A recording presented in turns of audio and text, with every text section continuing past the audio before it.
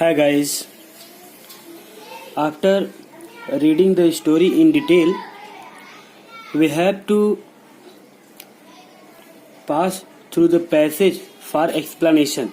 हमें explanation के लिए पैसेज दिए जाएंगे 4 मार्क्स के, उससे होकर हमें गुजरना होगा। देखिए इसमें रिटन है, explain the following passages with reference to context. Reference संदर्भ, कॉन्टेक्स्ट में प्रसंग, तो संदर्भ और प्रसंग सहित व्याख्या करना है। क्या करना है? व्याख्या करना है। यहाँ से यहाँ तक की जो पैसेज है उसको रीड करना है और उसको अपने लैंग्वेज में, अपने सरल शब्दों में उसको राइट करना होता है। तो आइए हम लोग दूसरे से शुरू करते हैं, सेकेंड से। इन द फॉल, अब इन द फॉल माइट स्टार्ट, यहाँ तक हमको देखना है या थोड़ा और कम ही लेंगे हम लोग। तो आइए टेक्स्ट में हम इसको सर्च करते हैं। देखिए ये पैसेज किधर है? हाँ ये देखिए, ये है सेकेंड नंबर।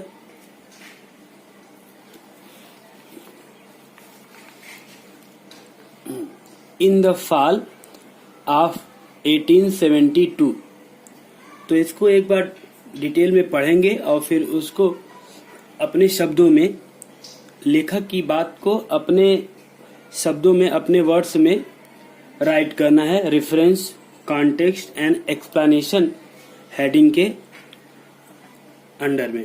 ओके, तो एक बार रीड करेंगे। इन the fall of 1872 I determined to make an effort to get there. My mother was troubled with a grave fear that I was starting out on a wild goose chase.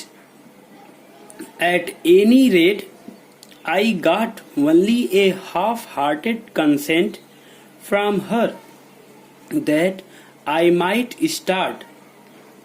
I had very little money with which to buy clothes and pay my traveling expenses. My brother John helped me all that he could, but of course that was not a great deal. After reading the para, we are to say, हमें बताना होता है the name of the lesson and the writer of the lesson. तो ये passage आप जान गए हैं कहाँ से लिया गया है। चैप्टर का नेम, द नेम आपको मालूम है, माई स्ट्रगल फॉर एन एजुकेशन, और राइटर को भी आप जानते हैं, ब्रूकर टी वाशिंगटन। तो इसको रेफरेंस में लिखेंगे कैसे, वो ध्यान देंगे। तो इतना रीड करने के बाद, जितनी बार आप 1, 2 बार, 3 बार रीड करेंगे, आपको बातें समझ में आ जाएंगी। तो इसको रीड करने के बाद आपको बिगिनिंग एंड एंड को राइट करके आपको नीचे लिखना होता है रेफरेंस। रेफरेंस लिखेंगे, फिर आप उसके नीचे हेडिंग डालने के बाद लिखेंगे क्या, these lines have been taken from the lesson. lesson का नाम आपको मालूम है, My struggle for an education। जैसा कि अभी तक आप क्लास 10th में, हाई स्कूल में करते आए थे हिंदी में, अब वही चीज इंग्लिश में करना है आपको। तो these lines have been taken from the lesson। अब आप डायरेक्ट चाहे तो लेसन लिख सकते हैं या famous lesson, My struggle for an education। ठीक, written by a great negro writer Booker T Washington and social reformer.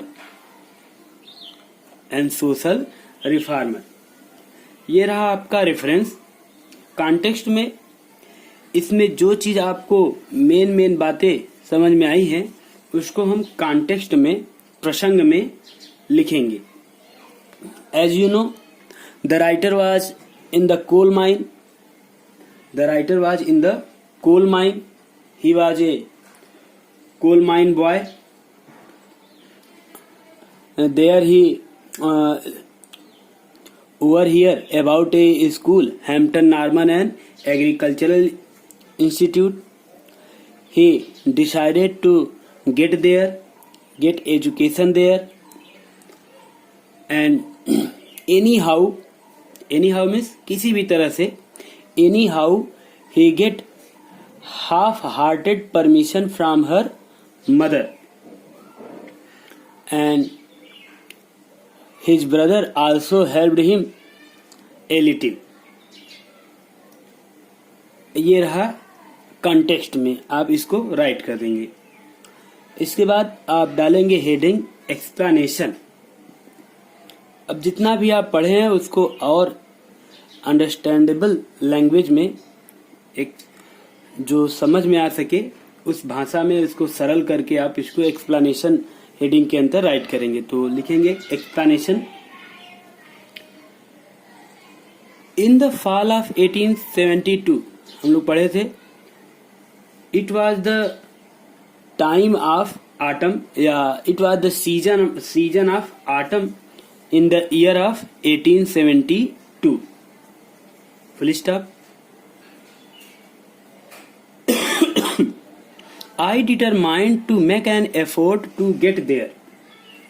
I determined to make an effort to get there.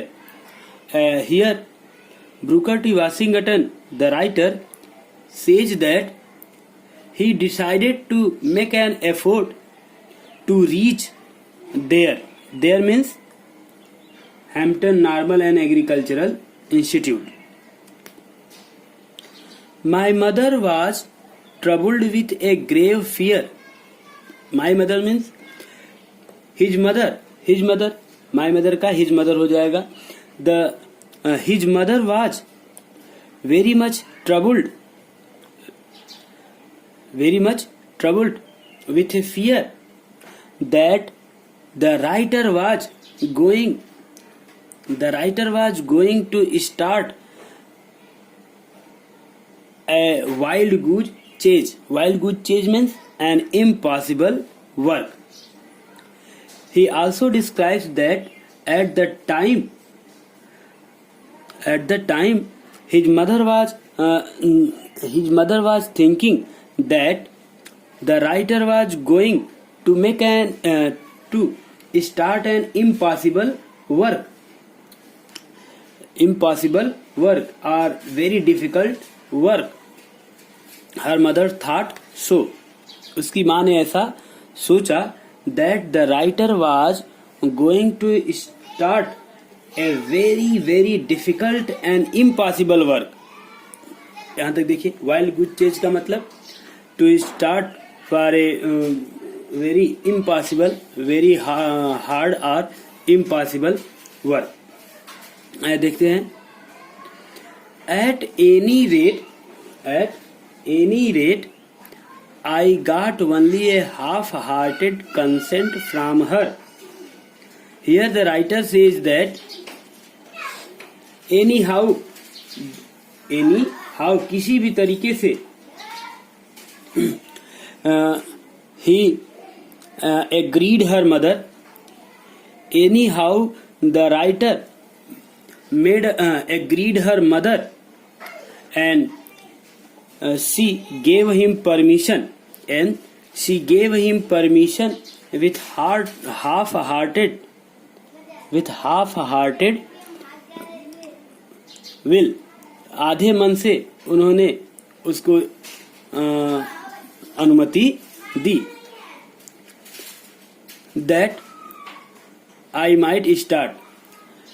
Writer's mother gave him permission with half heart that he could start his journey. यहां तक हो गया। लिखिए, आगे देखते हैं। I had very little money with which to buy clothes and pay my traveling expenses. Here the writer says that he had not much money, उसके पास पर्याप्त रुपया नहीं था, but whatever the money he had, जितना भी उसके पास रुपया था, to buy, he bought some clothes, he kept money for his traveling expenses,